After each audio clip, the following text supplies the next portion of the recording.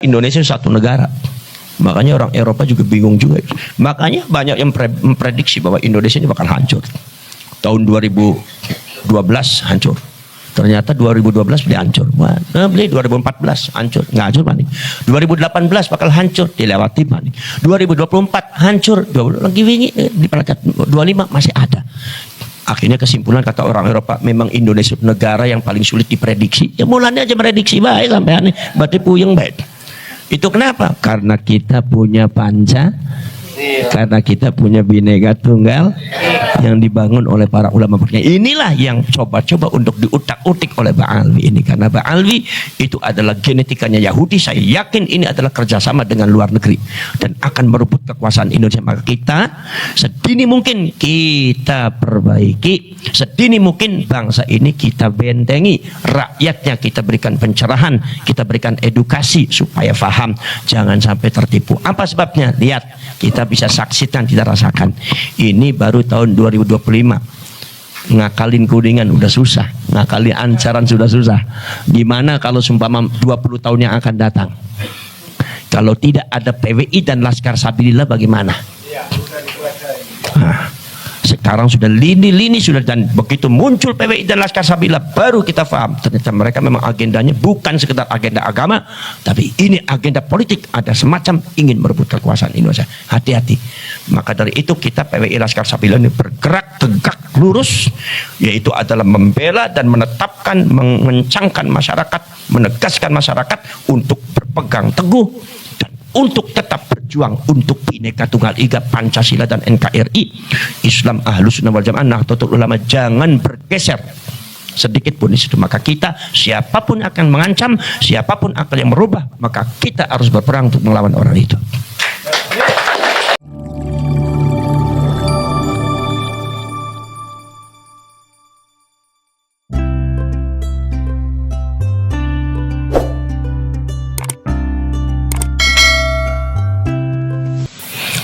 Assalamualaikum warahmatullahi wabarakatuh. Waalaikumsalam warahmatullahi wabarakatuh. Kiai Burhanuddin mendampingi saya dengan Pak Mubarak mengganti saya. Komandan Kiai Fatih, Pak Haji Fatih. Silakan Kiai Fatih seperti itu.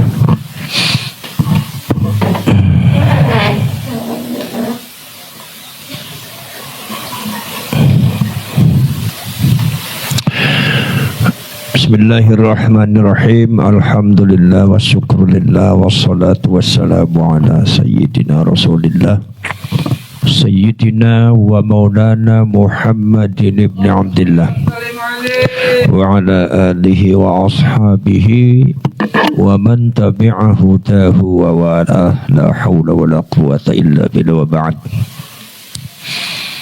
Para anggota PWI Laskar Sabilillah, khususnya Kabupaten Kuningan, Kecamatan Kuningan dan Desa Ancaran, malam hari ini sengaja saya datang kemari. Saya tadi menunggu, jangankan jam 9, jam 10, jam 1, jam 2 malam saya datang. Kenapa?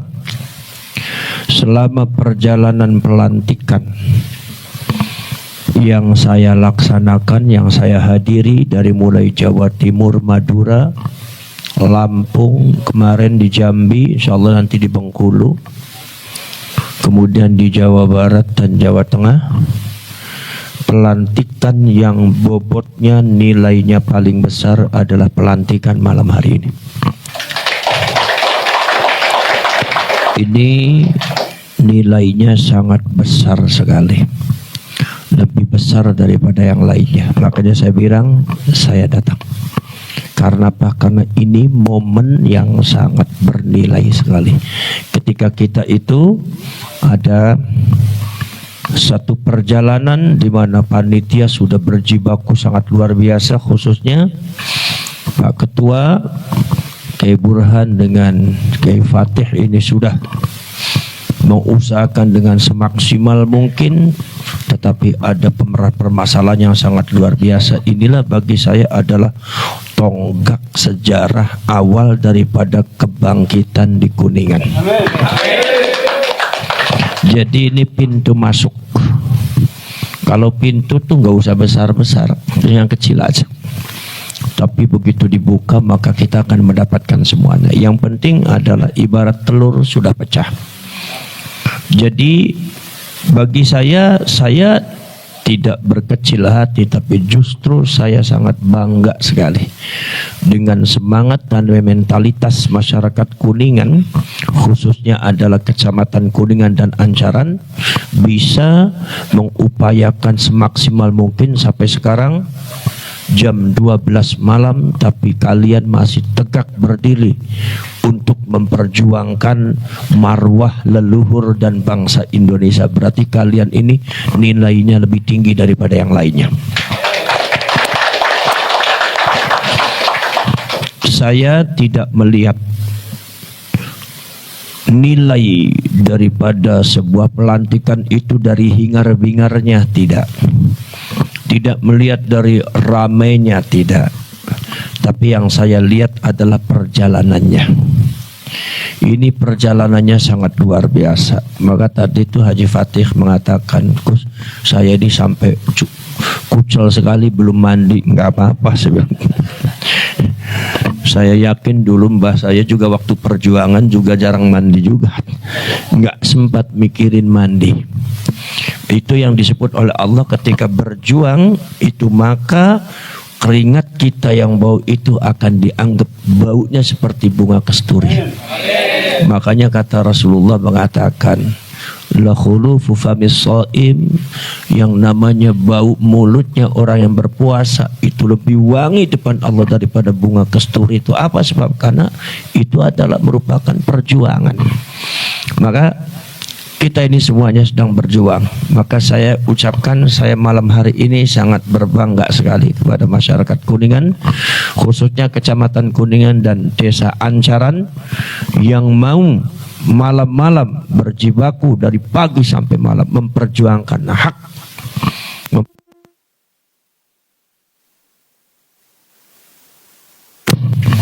memperjuangkan sesuatu kebenaran, memperjuangkan muruah kemuliaan, memperjuangkan harga diri yang sementara ini sudah diinjak-injak oleh orang-orang yang tidak bertanggung jawab.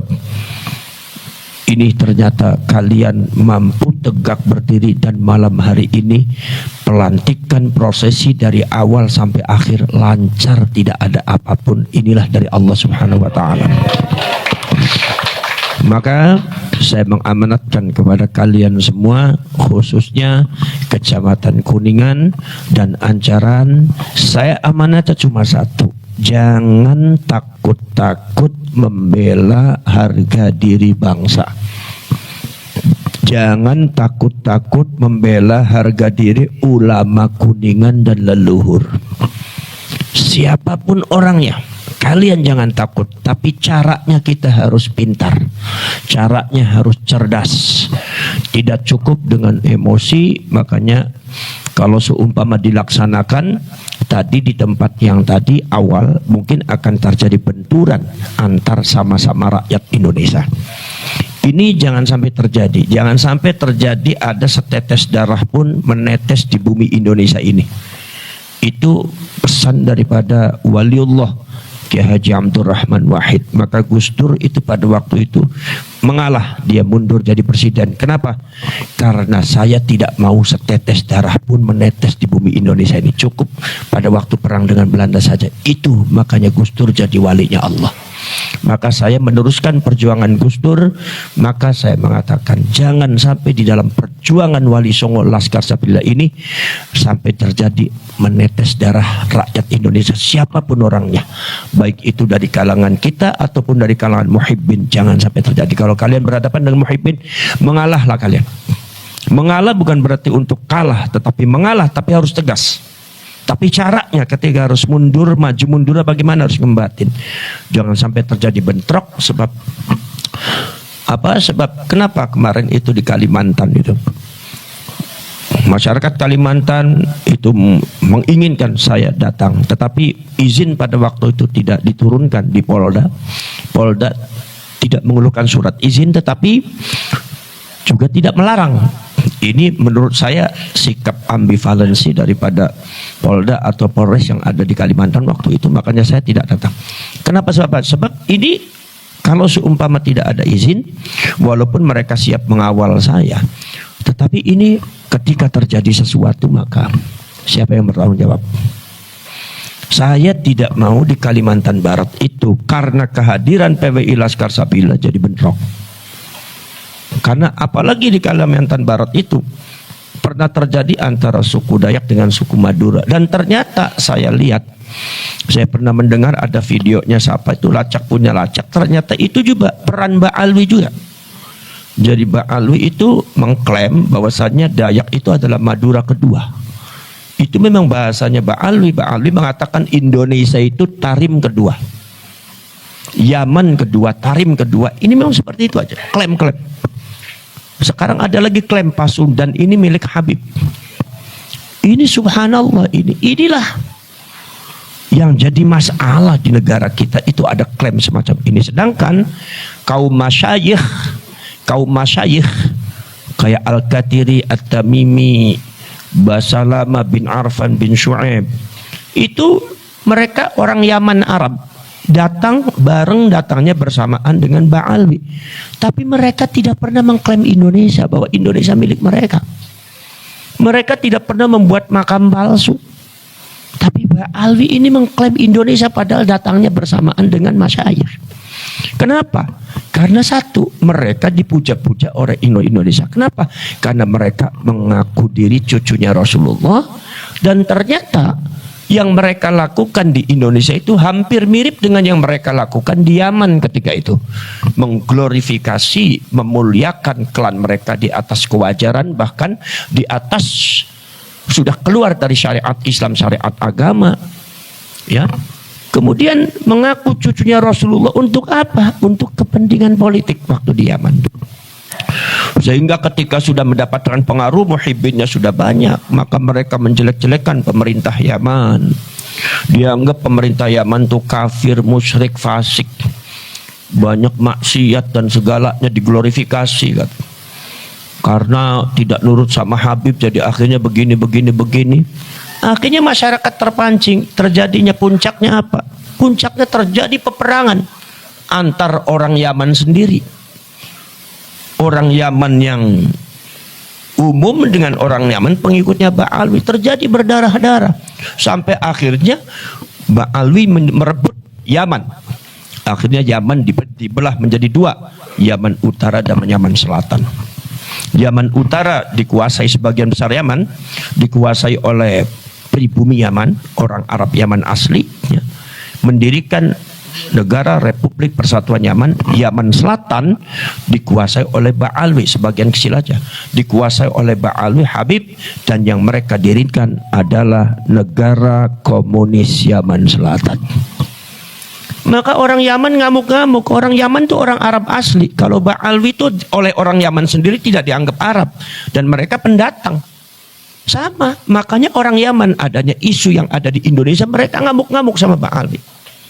Mbak Alwi ini di mana-mana bikin ribut. Di negara Yaman bikin ribut, perang juga dengan orang Yaman. Dan muhibbinnya juga ada. Padahal itu ulama-ulama Yaman sudah memberitahu bahwasanya Mbak Alwi itu asalnya dari Hadramaut, bukan orang Arab.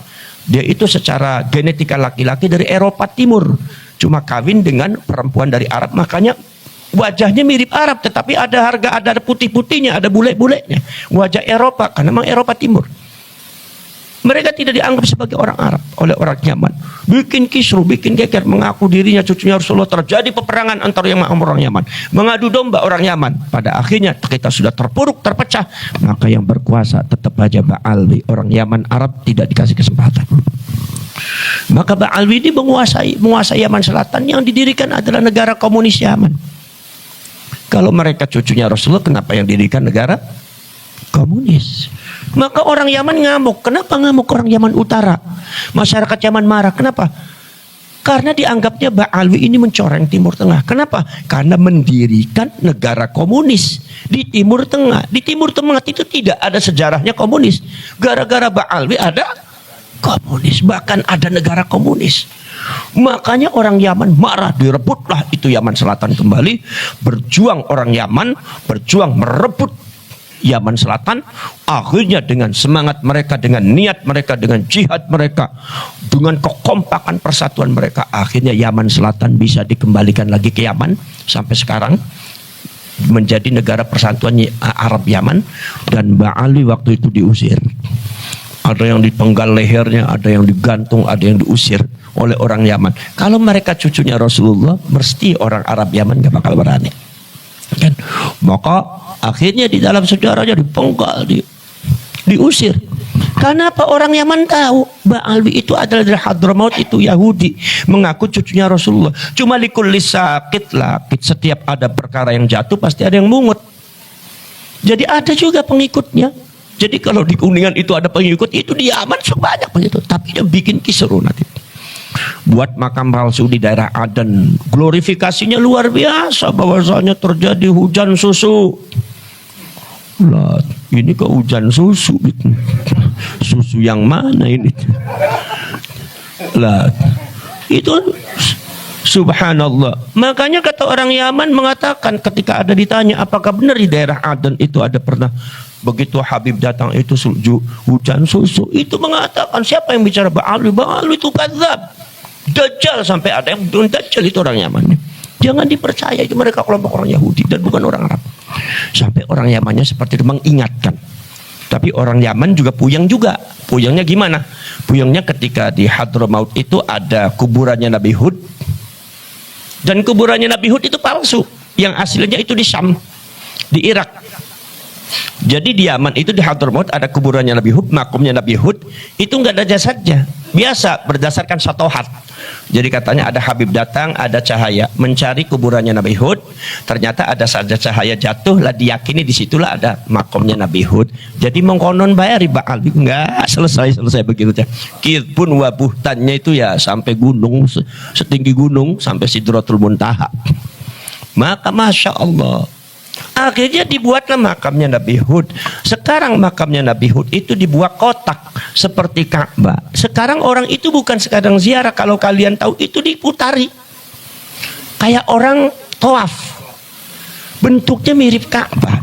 Ini kan ada supaya upaya penggeseran peradaban keislaman dari Mekah ke Tarim Hadramaut. Ini orang Yaman puyeng, ini Ba'alwi. Makanya dari Yaman menyurati Ba'alwi yang ada di Hadramaut, tolong kalau sumpama kalian semua menyesatkan masyarakat tentang masalah agama, menyesatkan masyarakat Islam tentang masalah agama, tolong jangan bawa-bawa Yaman kalian, karena rusak nama Yaman di situ. Makanya kebanyakan orang Yaman kalau Hadrami itu nggak mau, dia pengen Yaman saya. Karena Hadrami itu banyak bid'ah khurafat yang sangat luar biasa, sudah melenceng jauh, sehingga orang Yaman sendiri protes. Lah, dibuat itu. Dah itu orang Yamannya puyeng. Kenapa? Karena pengikutnya katanya banyaknya dari Indonesia dengan dari Malaysia.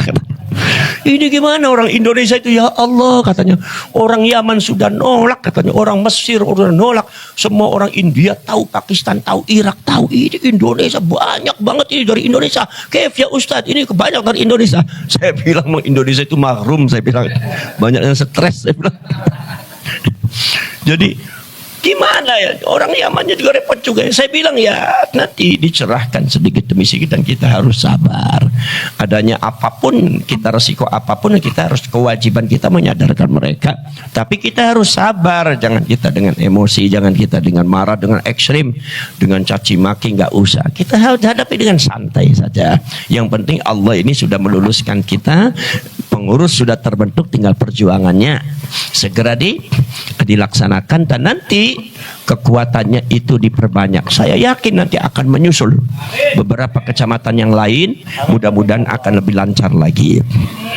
Nah, ini ada sekalian, itu adalah merupakan satu sejarah yang tidak bisa dibohongi. Itu data sejarah. Makanya ya kan sudah tercatat lah, kalian sudah tahu semua bahwasanya pengurus daripada negara komunis Yaman Selatan ini adalah pengurusnya semuanya Ba'alwi. Ya, di antara presidennya itu adalah juga Abdurrahman Asgaf, Perdana Menterinya adalah Habib Haidar Abu Bakar Al-Attas. Kemudian wakil presidennya juga Habib Abdurrahman Al-Jufri. Kalau Habib Abdurrahman Al-Asgaf itu bukan presidennya, sekjen daripada Partai Komunis Sosialis Yaman Selatan. Itu semua. Dan kalian tahu ya, kalian buka saja di YouTube ada itu. Namanya siapa? Yosef Al-Haddad. Ada di YouTube itu. Yosef Al-Haddad itu siapa? Yosef Al-Haddad itu seorang dari Israel, ya, yang mempropagandakan anti Arab. Kalau anti Arab kan berarti anti Rasulullah. Mereka itu anti Arab, tapi kenapa kalau di depan orang Kuningan ngakunya orang Arab? Sekarang Yosef Al-Haddad, buka di YouTube ada. Yosef Al-Haddad. Al-Haddad itu marga Ba'alwi kan? Dan itu ada kawannya, satu bangsanya bin Smith, satunya lagi bangsanya Segaf kalau nggak salah. Itu dari Yahudi, anti Arab, dan sedang propaganda bahwasanya Palestina itu milik leluhur kami bangsa Yahudi, bukan milik orang Arab. Makanya Arab Palestina itu boleh katanya diusir aja. Itu 3 orang itu, dan pimpinannya adalah Yosef Al-Haddad itu bangsanya. Subhanallah, saya kaget.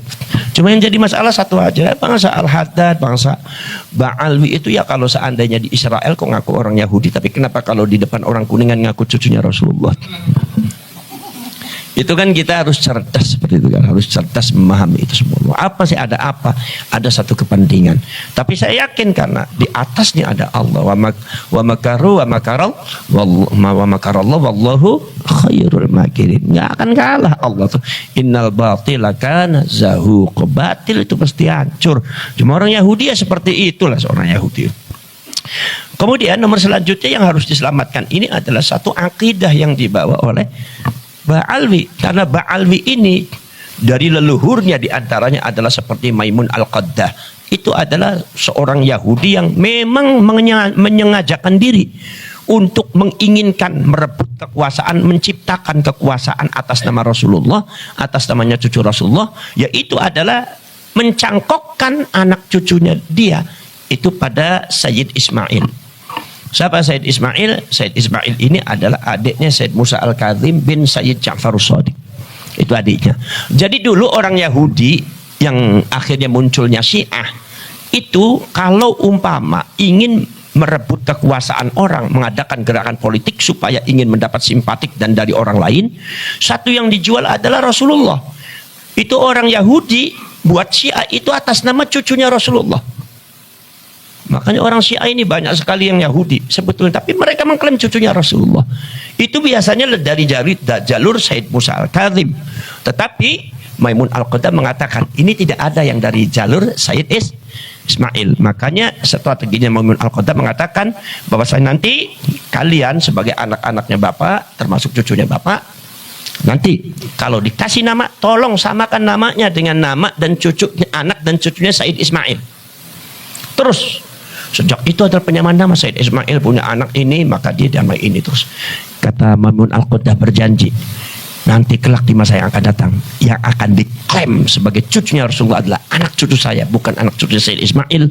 Maka kita akan bisa berkuasa kepentingan politik. Maka dimanapun pergerakan mengatasnamakan cucunya Rasulullah, ujung-ujungnya politik dan perebutan kekuasaan. Maka di Indonesia sudah ada tentara kan? Oh, perebutan kekuasaan yang dilakukan oleh Ba'alwi ya. Beberapa oknum-oknum Ba'alwi itu mengadakan force kekuasaan, pengikutnya kumpul di Jakarta, sudah menjelek-jelekkan pemerintah yang sah, presiden semua dijelekin. Ini nanti Jokowi dijelekin, nanti Pak Prabowo juga dijelekin lagi. Siapa menjadi yang jadi presiden dijelekin, kecuali Ba'alwi yang jadi presiden itu. Nah ini kenapa kok ada upaya-upaya kok merambah ke politik Ba'alwi itu? Karena kalian harus tahu sejarah urutannya ketika ada orang gerakan mengatasnamakan Rasulullah, cucunya Rasulullah itu kerap kali digunakan oleh orang Yahudi dalam rangka merebut kekuasaan. Saya yakin ini ada campur tangan dari luar negeri juga. Iya, karena apa? Karena orang-orang Yahudi ingin menguasai negara Islam, apalagi orang Indonesia. Indonesia itu paling kaya, negara paling kaya. Di saat orang krisis, Indonesia makin maju. Makanya orang Eropa dan orang Amerika ketika datang di Indonesia aneh, sangat kagum. Kenapa? Ternyata Indonesia kaya. Kalian tahu sekarang Amerika sudah mulai bangkrut. Kalian tahu sis bangkrut kebakaran pisan, ada badai salju pisan. Masya Allah tambah puyengnya baik. Makanya sekarang banyak homeless. Homeless itu apa? Orang gelandangan-gelandangan di Eropa sekarang, termasuk di London, termasuk juga di London, di Paris itu, di Prancis itu orang lagi tidur pun tikusnya ada 10, ada 5 itu di atas karena tikus semua itu. Sekarang sudah mulai penurunan. Kemudian juga teknologi yang ada di Jerman itu fasilitasnya sudah kalah sekali sama Indonesia. Saya dulu itu pernah di Inggris waktu itu ya. Itu dulu ada rest area. Rest area itu di Inggris biasa-biasa aja. Indonesia jauh lebih mewah. Lebih mewah daripada rest area yang ada di Amerika. Kalau di Amerika di rest area di Inggris subhanallah itu udah WC-nya bau. Banyak orang jahat. Kalau masuk ke WC ya kalau apalagi perempuan itu apalagi perempuan laki-laki kadang-kadang nggak ada batasannya. Itu dijahati bisa ditodong, bisa dirampas, bisa diperkosa. Sangat bahaya sekali. Ya, di mall-mall di apa itu sangat berbahaya sekali. Makanya orang Eropa banyak yang pindah ke Indonesia, enak nyaman. Makanya di sana tuh orang tersenyum itu nggak boleh. Di Uni Soviet itu orang tersenyum itu kalau orangnya salah paham bisa laporin polisi. Apa? Dia tersenyum tiba-tiba tersenyum sama saya. Wong gemuyu ditangkap. La ilaha illallah. Kalau kalian seumpama orang Indonesia diem di Uni Soviet ya tiap hari kalian itu akan ditangkap terus polisi apa gemuyu baik kalian ya. Lah sedangkan mereka datang di Indonesia tiap hari Indonesia gemuyu mesem baik. Kenal beli kenal ke gemuyu mesem baik wong apa dua duit mesem beli dua duit mesem wong Indonesia. Itu ya. Itu luar biasa. Makanya inilah satu karakter yang sangat benar. Itu artinya apa? Ini Eropa dan Amerika ini lagi dalam keadaan kebangkrutan ekonomi yang sangat luar biasa. Sekarang yang muncul adalah petinggi-petingginya, petinggi-petinggi negara kekuasaan ini bakal dikuasai oleh Asia. Udah mulai Jepang, Korea, Taiwan, Korea Selatan, Korea Utara, Malaysia, Indonesia. Ini mercusuarnya bakal Indonesia. Indonesia itu karena Indonesia satu luasnya luar biasa. Indonesia itu kalau seumpama ditarik dari Sabang sampai Merauke itu berapa jam? Itu melampaui lebih daripada 18 negara. Kalau di Timur Tengah di Eropa itu 18 negara, Indonesia satu negara.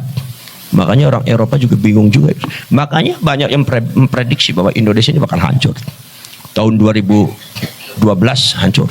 Ternyata 2012 beli hancur. Wah, beli 2014 hancur. Nggak hancur mana? 2018 bakal hancur. Dilewati mana? 2024 hancur. Lagi wingi di pelajar 25 masih ada. Akhirnya kesimpulan kata orang Eropa, memang Indonesia negara yang paling sulit diprediksi. Ya mulanya aja prediksi baik sampai aneh. Berarti puyeng baik. Itu kenapa? Karena kita punya karena kita punya Bhinneka Tunggal yang dibangun oleh para ulama. Inilah yang coba-coba untuk diutak-utik oleh Bang Alwi ini. Karena Bang Alwi itu adalah genetikanya Yahudi. Saya yakin ini adalah kerjasama dengan luar negeri dan akan merebut kekuasaan Indonesia. Maka kita sedini mungkin kita perbaiki, sedini mungkin bangsa ini kita bentengi, rakyatnya kita berikan pencerahan, kita berikan edukasi supaya paham, jangan sampai tertipu. Apa sebabnya? Lihat, kita bisa saksikan, kita rasakan. Ini baru tahun 2025. Ngakalin Kuningan udah susah, ngakalin Ancaran sudah susah. Gimana kalau seumpama 20 tahun yang akan datang? Kalau tidak ada PWI dan Laskar Sabilillah bagaimana?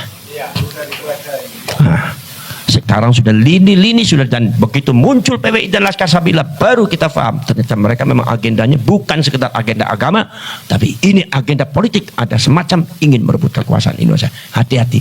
Maka dari itu kita PWI Laskar Sabilillah ini bergerak tegak lurus, yaitu adalah membela dan menetapkan, mengencangkan masyarakat, menegaskan masyarakat untuk berpegang teguh dan untuk tetap berjuang untuk Bhinneka Tunggal Ika, Pancasila dan NKRI, Islam Ahlus Sunnah wal Jamaah, Nahdlatul Ulama, jangan bergeser sedikit pun di situ. Maka kita, siapapun akan mengancam, siapapun akan yang merubah, maka kita harus berperang untuk melawan orang itu. Nah, saudara-saudara sekalian, itulah saudara sekalian. Mohon maaf, Kiai Imaduddin Al-Bantani tidak bisa hadir karena beliau sakit. Kalau seumpama beliau nggak sakit, beliau pasti hadir.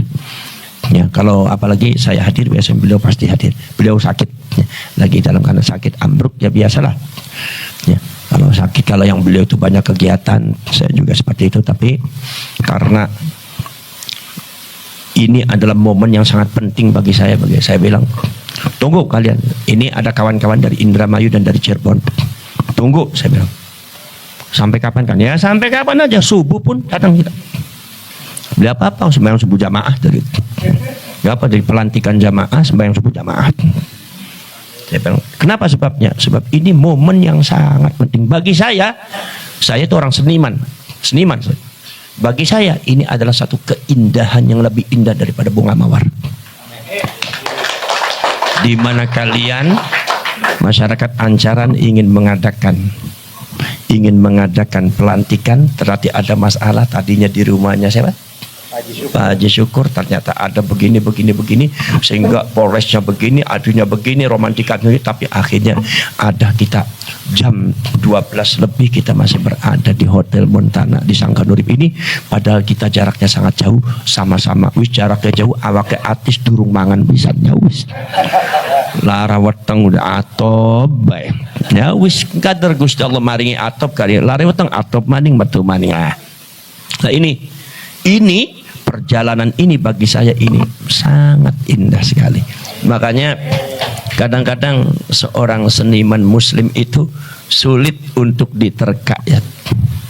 Sulit untuk diterka. Kenapa? Sebab karena keindahannya itu spiritual.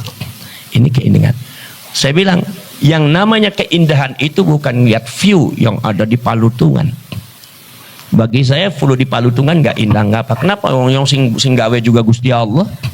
Maklum. Bagus, iya hijau ya. Tapi yang indah bagi saya, keindahan yang sangat luar biasa adalah ketika ada orang yang tidak mampu. Ketika ada orang yang tidak mampu, ketika ada orang miskin, tapi dia mampu sedekah membantu orang yang lain. Wah, ini bagi saya sangat indah sekali. Ketika ada seorang istri perempuan dizolimi oleh suaminya, sampai suaminya kawin lagi, pacaran, tapi dia tetap tenang mendampingi suaminya. Ini keindahan, ini lebih indah daripada bunga mawar melati bagi saya. Itu sangat indah sekali. Saya ingin terpaku ya seperti itu. Nah, keindahan bagi saya itu bukan keindahan mawar, tapi keindahan bagi saya ada seorang panjenengan semua sebagai pengurus ya, kemudian sebagai ketuanya datang malam-malam mendampingi sampai malam, belum tidur, belum makan, capek, belum istirahat, tapi tetap mengadakan pelantikan dan berdiri di depan untuk pelantikan, membimbing masyarakat.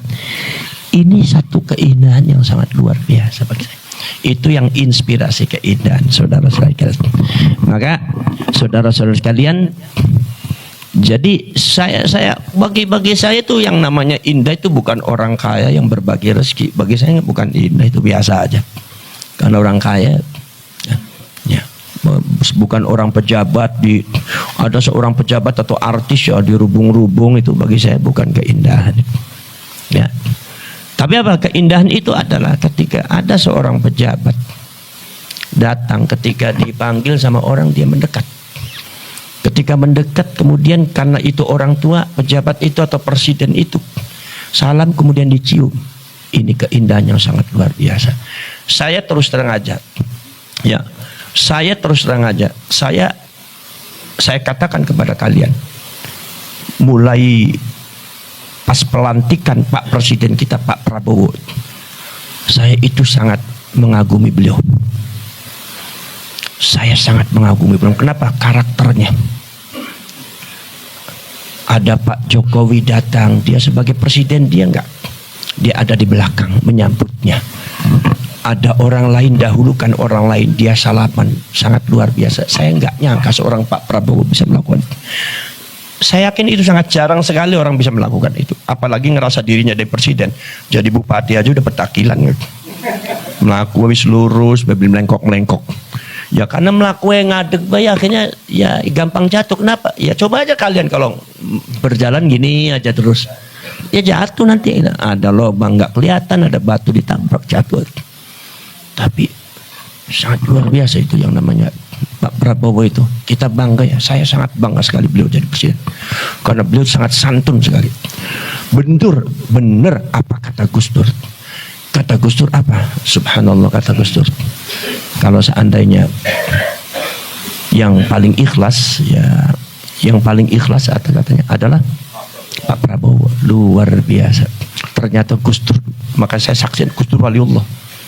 Sudah luar biasa. Gus Dur itu waliullah, luar biasa. Sangat, walaupun saya itu bukan wali, tapi saya perasaannya tajam. Kalau bukan wali itu enggak seperti itu. Ternyata memang sosok presiden kita sangat ikhlas, makanya kita wajib membentengi beliau ini. Apalagi beliau kan sudah masanya sudah sepuh ya, dan dia sudah banyak pernah sakitnya. Maka di masa-masa tuanya dia ingin mendermakan untuk rakyat dan untuk negara. Mari kita dukung.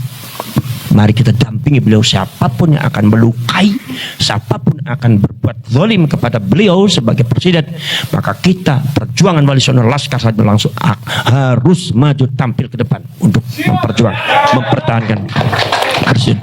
Bukan urusan sebagai personalisi Pak Prabowo-nya, bukan, tapi adalah ini urusan kedaulatan rakyat Indonesia.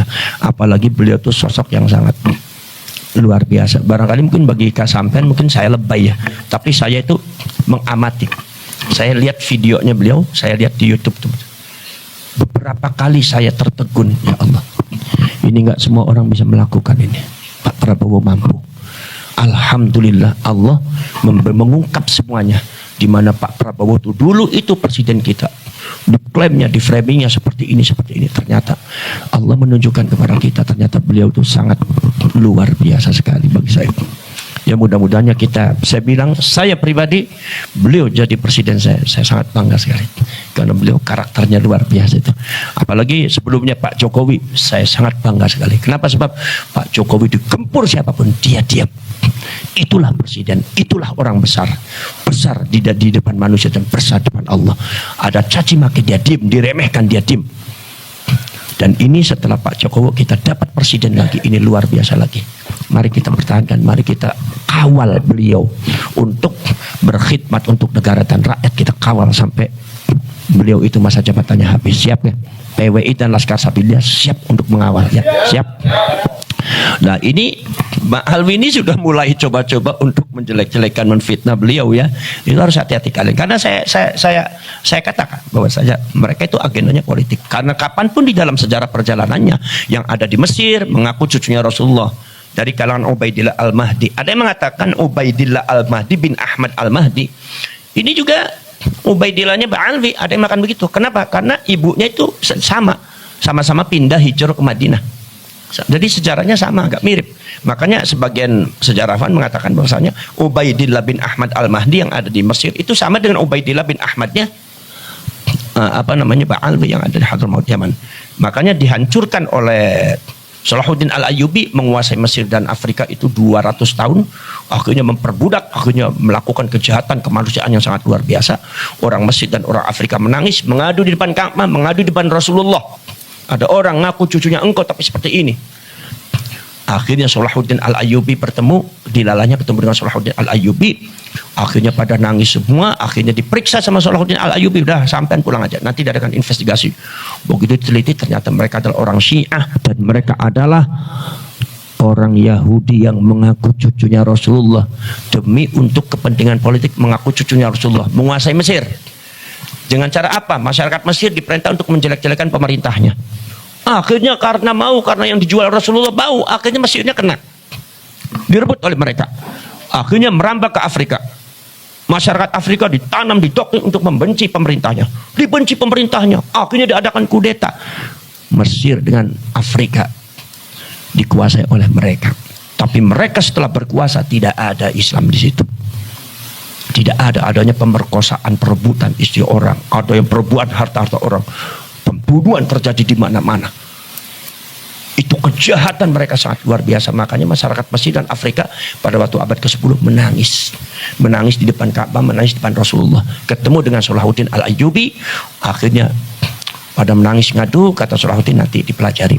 Begitu dipelajari ternyata mereka adalah orang Syiah, orang Yahudi yang mengaku cucunya Rasulullah demi untuk kepentingan politik. Akhirnya Salahuddin Al-Ayyubi langsung mengerahkan kekuasaannya, pasukannya dengan berdasarkan izinnya Syekh Abdul Qadir Al-Jailani, maka Banu Fatimiyah, keluarganya Ubaidillah bin Ahmad Al-Habib yang ada di Mesir, yang ada di Afrika, hancurkan semua.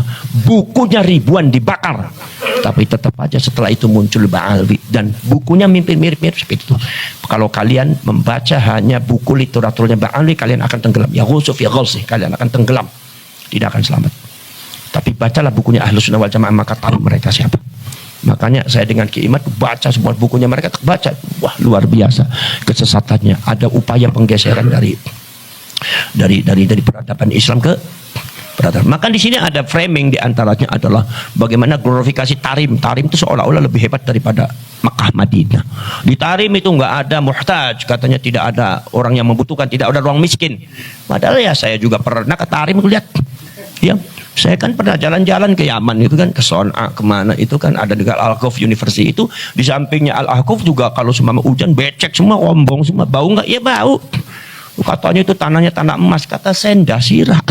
Ndasmu itu nggak ada tanah emas, tanah emas dari mana? Katanya nggak ada yang bermaksiat, gimana? Di situ juga banyak orang judi, yang judi pakai gaplek, pakai kartu, banyak. Dan banyak juga yang namanya kotak ya di mana-mana seperti itu. Tapi diglorifikasi seolah-olah Tarim lebih hebat dari Makkah dan Madinah. Inilah kalian harus cerdas bahwa ada upaya penggeseran. Apalagi sekarang sudah ada makomnya Nabi Hud dibuat seperti Ka'bah, sudah mulai ditawafi. Hati-hati. Ini upaya seperti Raja Abroha untuk membuat Ka'bah, memalingkan wajah kalian orang Islam ke peradaban mereka. Sekarang bukan sekedar Ka'bahnya. Nanti kalau mereka sudah kuasa, saya yakin mereka akan memalsukan Ka'bah. Sekarang sudah ada isu-isu bahwa Ka'bah di Makkah itu palsu. Makamnya Rasulullah itu di Madinah itu palsu. Itu sudah ada isu seperti itu. Maka kalian itu jangan kaget ketika Rasulullah mengatakan nanti di zaman akhir ada beberapa bakal Ka'bah itu ada yang menghancurkan. Yang menghancurkan itu ya di antara orang-orang silsilahnya Dajjal itu. Menghancurkan. Ya mungkin bukan. Ini dianggap palsu mungkin atau dianggap musyrik mungkin. Karena Yahudi memunculkan dua, satu adalah Wahabi, nomor dua Ba'alwi. Ba'alwi genetikanya Yahudi lebih bahaya daripada Wahabi. Kalau Wahabi kan anak buahnya Yahudi. Profesor Dr. Versukuk tahun 1892. Ya. Itu Profesor Dr. Versukuk kan Yahudi dibuat. Wahabi kan kelompoknya banyak orang Arab.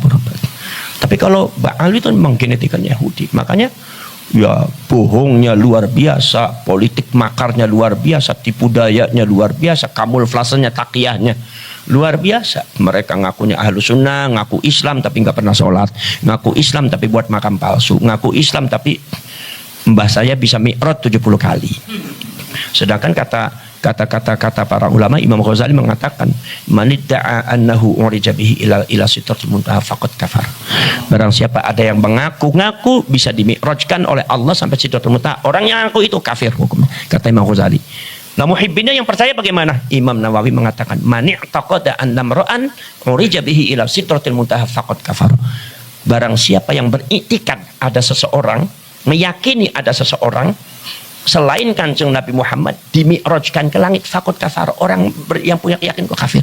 Berarti kalau seumpama ini Ba'alwi menanamkan itu bukan pada dirinya sendiri saja, tetapi juga kepada orang lain, kepada muhibbinnya. Ini bahayanya kalau muhibbinnya itu percaya. Ya, menurut qaidahnya Imam Nawawi kafir, keluar dari Islam. Makanya inilah kita yang harus hati-hati. Ada pembelokan, makanya pembelokan kepada peradaban Ba'alwi Yahudi, bukan Islam. Maka saya harus diupayakan, ada dimunculkan Faqih Muqaddam seolah-olah lebih hebat daripada Imam Syafi'i. Ya kan? Jadi sudah digeser nih, orang jangan mengagumi Imam Syafi'i. Ada yang mengatakan Faqih Muqaddam itu ikut ke mazhab Syafi'i karena tawadhu. Anda pasor tawadhu.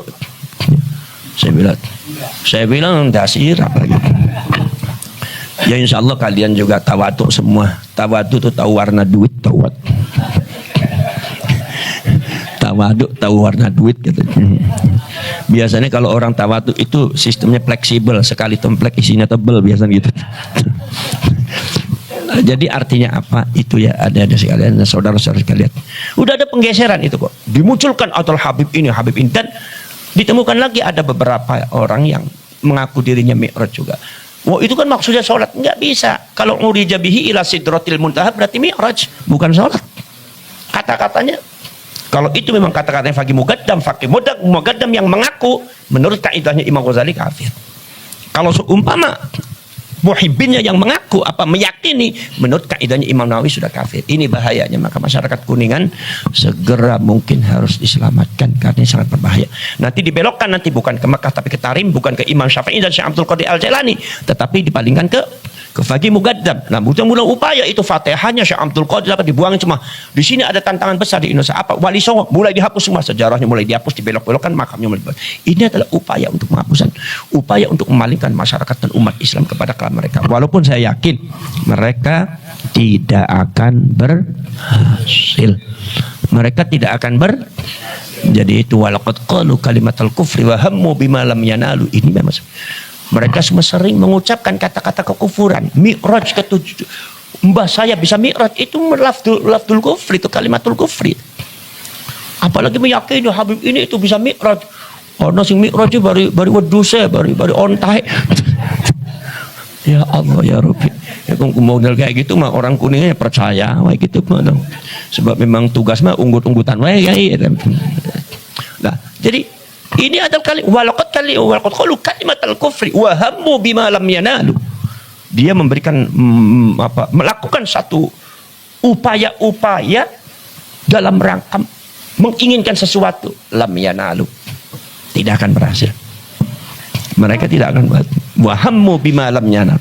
Mereka selalu melakukan upaya-upaya yang tidak pernah berhasil.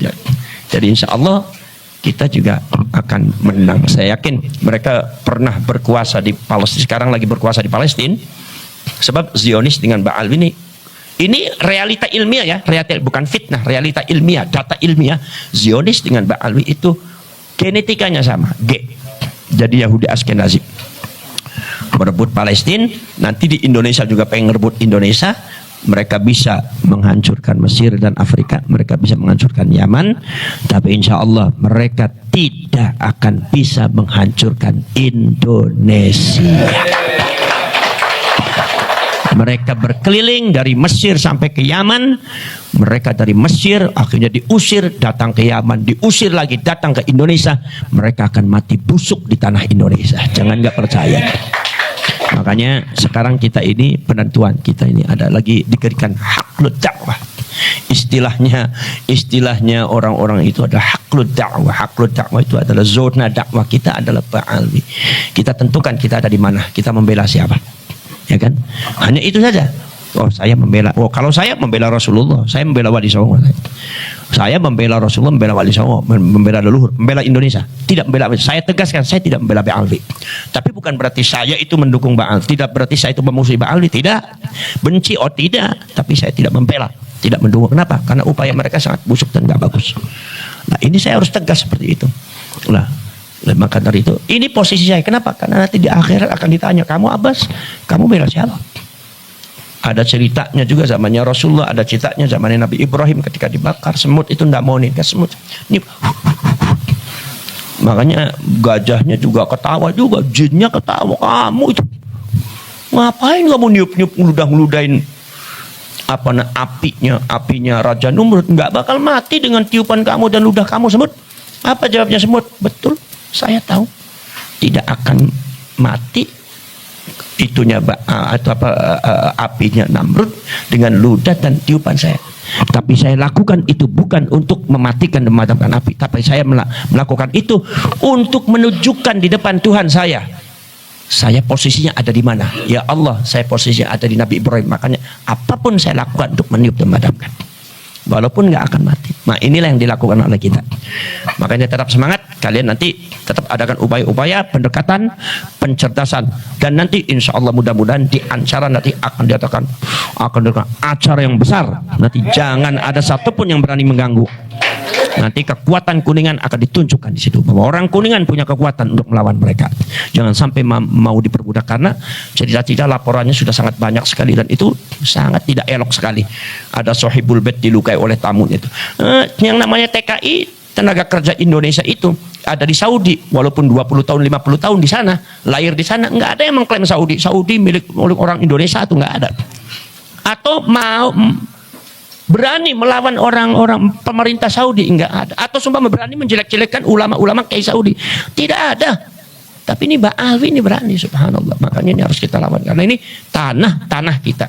Kuningan itu tanah kalian. Maka itu ungkap itu leluhur kalian, angkat leluhur kalian, angkat adat budayanya kalian. Jangan kalian itu malu pakai ikat dan pakai pakaian Sunda. Kalian orang Sunda, kalian punya kebesaran, dan kebesaran kalian jauh di atas kebesaran peradaban Ba'alwi. Ba'alwi di mana-mana terusir, Yahudi yang terusir, dia nggak punya tempat, makanya selalu ngerampok tempat. Itu namanya kaum Hazari. Kalian itu punya kebesaran, kerajaannya ada, Islamnya bagus, peradabannya luar biasa.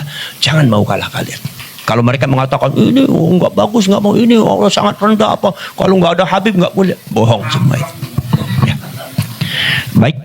Ini sudah ada isyarat dari Panglima, katanya udah begini-begini terus. Mudah-mudahan kalian sukses dan berhasil. Bismillahirrahmanirrahim. Alhamdulillahirabbil alamin hamdan syakirin hamdan na'imin hamdan yuwafi ni'amahu kafi mazidah rabbana walakal hamdu kama yanbaghi li jalali wajhikal karim wa 'azimi sultanik. Allahumma shalli wa sallim wa barik ala sayyidina Muhammadil fatihil ma ughliqa wal khatimi lima sabaq nasiril haqqi bil haqqi wal hadi ila siratikal mustaqim wa ala alihi haqqa qadrihi wa miqdaril 'azim. اللهم افتح قلوبنا فتوح العارفين والصالحين اللهم اغفر لنا ووالدينا وارحمنا كما ربنا صغارا اللهم أرنا الحق حقا وارزقنا اتباعه وأرنا الباطل باطلا وارزقنا اجتنابه ربنا آتنا في الدنيا حسنة في الآخرة حسنة وقنا عذاب النار وأدخلنا الجنة مع الأبرار يا عزيز وغفر العالمين صلى الله على سيدنا محمد النبي الأمي وعلى آله وصحبه وبارك وسلم سبحان ربك رب العزة عما يصفون سلام على المرسلين والحمد لله رب العالمين الفاتحة.